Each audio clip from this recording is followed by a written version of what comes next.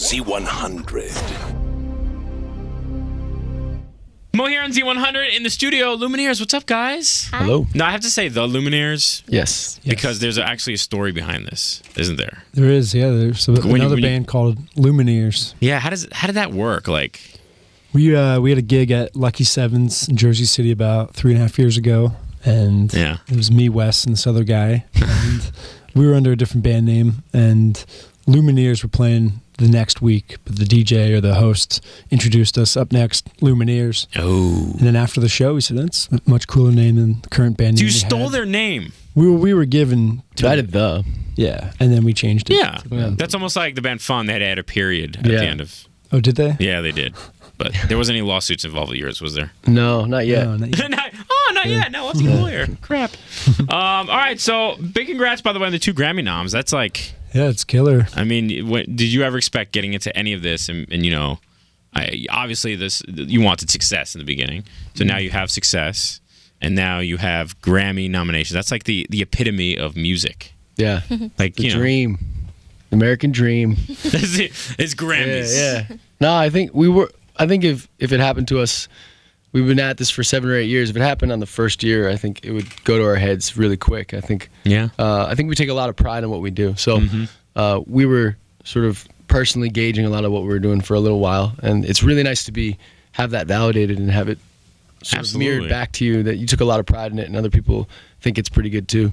But yeah, it's a funny thing because you don't really want to pay attention to it because you're just doing it for very different reasons. But sometimes it's your peers recognizing you, and that's a really special thing. Yeah, that's what the Grammy is all about. So it's not you guys going, I'm doing this for a Grammy. It's like we did this, and now we're up for some Grammys. So that's the cool part about the whole thing. Yeah. And what's really cool too is that 2 of you grew up in the area, right, in Jersey? Yeah. What part? North Jersey and Ramsey. Nice, Ramsey, home of car dealers. That's all I see. Yeah. that's like all I see when I drive. No, it's through. a beautiful town. No, it's a really nice town. It has nice car dealers too. That's what we joke. Yeah, Route 17 is just car dealerships. A lot of diners. A lot of diners. Yeah. Definitely a lot of diners, absolutely. So growing up there and then moving to New York City, then off to Denver.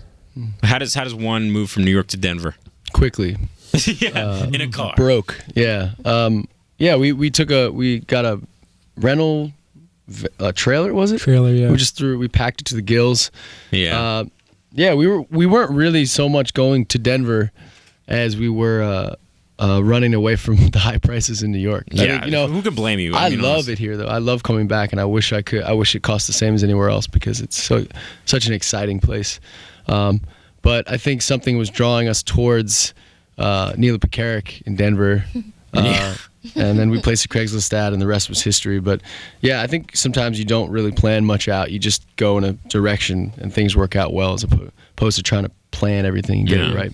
Now, when you first got on Craigslist, when you get out there, did you get any weird, like, awesome responses? Because it's like everybody's got a story on Craigslist. Like, there's always a weird stalker. You posting a camera, and you're like, wait, I don't want to date you. No, it's just a camera. Yeah. No, our Craigslist was a pretty pleasant story. Yeah, I had a friend. I had a great Craigslist experience. Yeah. It was we pretty did. simple. Yeah, Neela was the first respondent. The second one was like middle-aged Radio Shack worker, I think, and that was like it.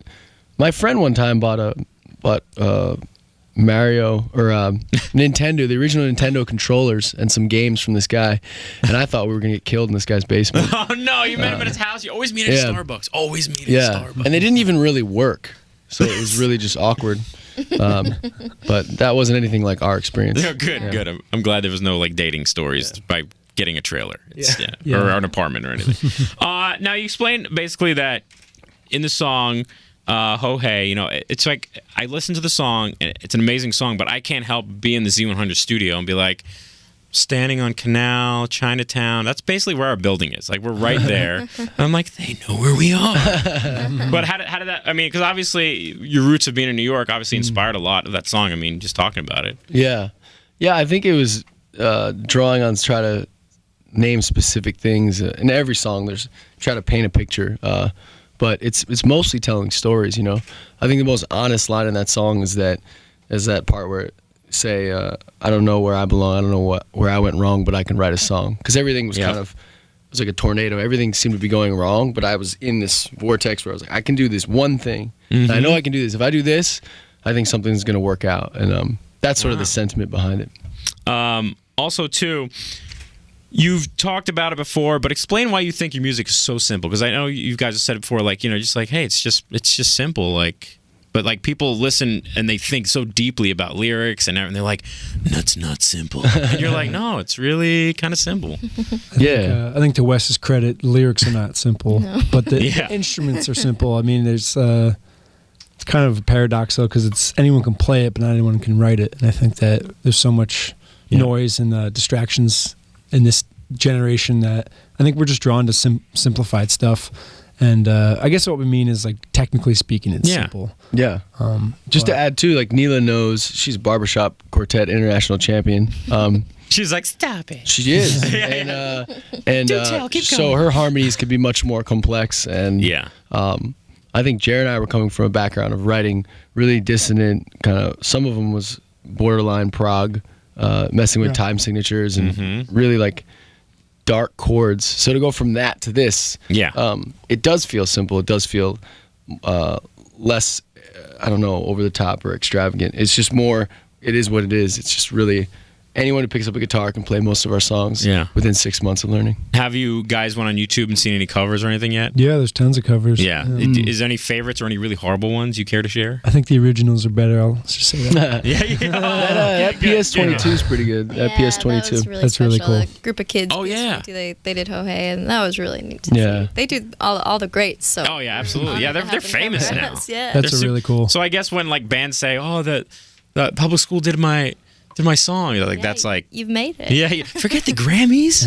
I want the public school to do it, man. Yeah, for sure. Now you coming from such a intricate background musically, and just like you guys talked about, like the music being not the lyrics but the music, and the arrangements being more simple.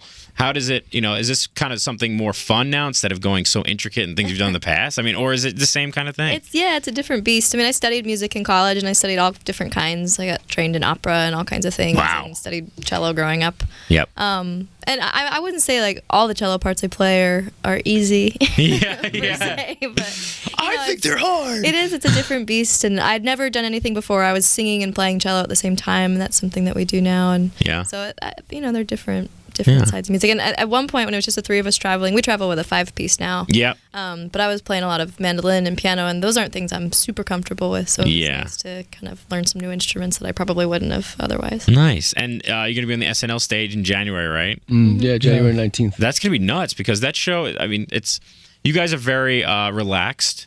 And when it comes to SNL, it's just crazy stupidness. Do you think you guys would? Because I know sometimes when we talk to artists and they're like, "Yeah, I'm going to be on SNL in a couple days," I'm like, "Are you going to be doing any skits or anything?" And they're like, "We don't know." I thought you were going to say you're doing any drugs to. No.